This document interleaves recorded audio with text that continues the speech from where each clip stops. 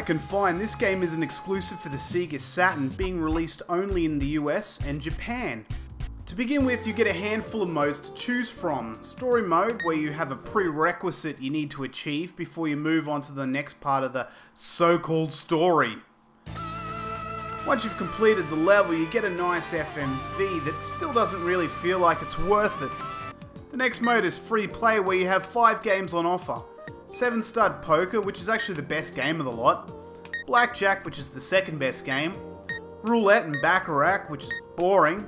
And the slot machine, which is too real! I put in $100 and it only let up once to hand me 5 credits back. What the fuck is this shit? This is not real money that you'll send to me in a check. Baccarat can also be pretty brutal. At least 7 Stud Poker and Blackjack gave me a fucking fighting chance. Last is multiplayer mode. Up to 2 players can play either roulette or baccarat. Of course, all you do is play separate bets on the same spin of the wheel or deal of the cards, so this mode is essentially just 2 people playing free mode on the same machine at the same time. There's no spirit of either cooperation or competition. I fail to think of any sort of casino or poker video game where presentation isn't actually the most important aspect, or at least close to, because the games are not high action that require any sort of amazing controls.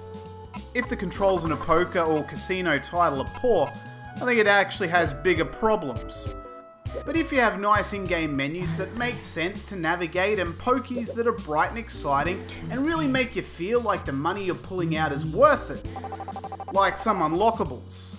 But the presentation for this game is not particularly interesting and has dated poorly.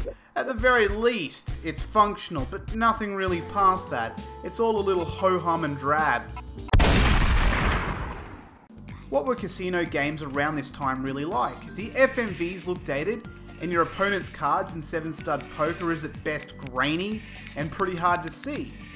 All the other games look pretty average, except for Roulette, which looked nice. This is a real slice of 90s music.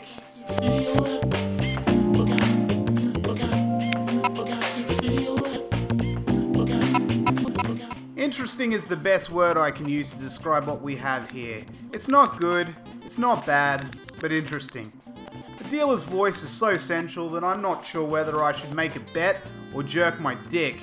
Maybe if she's cool, I could do both. Maybe she doesn't need to know about it. 3 of a kind. Straight. You win. Watching poker on TV can be pretty fun as you see some of the best poker players use their skill and luck to win. But these games are purely luck. No sort of skill can make you win apart from 7 Stud Poker and Blackjack, and even then, I've played much better games. 5 games, 3 modes adds up to a run-of-the-mill gambling simulator, and there's nothing to unlock or any real benefit to finishing the game apart from some lame FMVs. Would I recommend this game? Not really.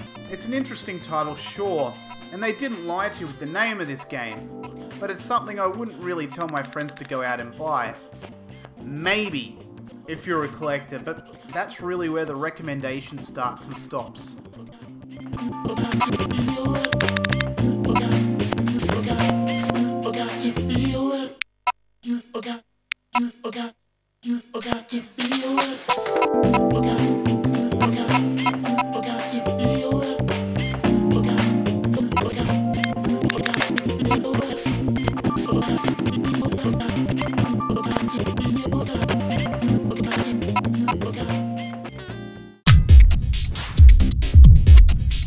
As always, thank you very much for watching.